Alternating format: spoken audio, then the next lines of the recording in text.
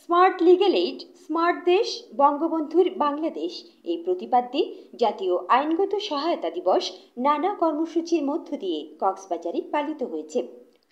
এ উপলক্ষে সকালে জেলা লিগ্যাল এইড কমিটির উদ্যোগে জেলা জজ আদালত কার্যালয় চত্বর থেকে জেলা ও দায়রা জজ মুন্সি আব্দুল মজিদের নেতৃত্বে এক র্যালি অনুষ্ঠিত হয়।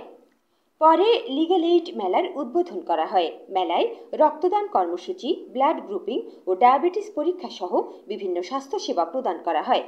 দিবসটি উপলক্ষে জেলা জজ আদালত কার্যালয়ের সম্মেলন কক্ষে জাতীয় আইনগত সহায়তা দিবসের তাৎপর্য বিষয়ক আলোচনা সভা অনুষ্ঠিত হয়।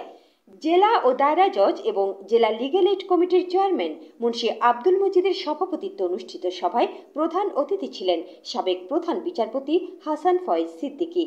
এতে chief judicial magistrate Abdullah Al Mamun, senior সহকারী জজ ও জেলা লিগ্যাল এইড কর্মকর্তা ভারপ্রাপ্ত আব্দুল মান্নান সহ অতিথিবৃন্দ বক্তব্য রাখেন। সভা শেষে লিগ্যাল এইড কার্যক্রমে বর্ষসেরা প্যানেল আইনজীবী এবং ইন্টার্নিদের মাঝে পুরস্কার ও সম্মাননা সনদ বিতরণ করা হয়।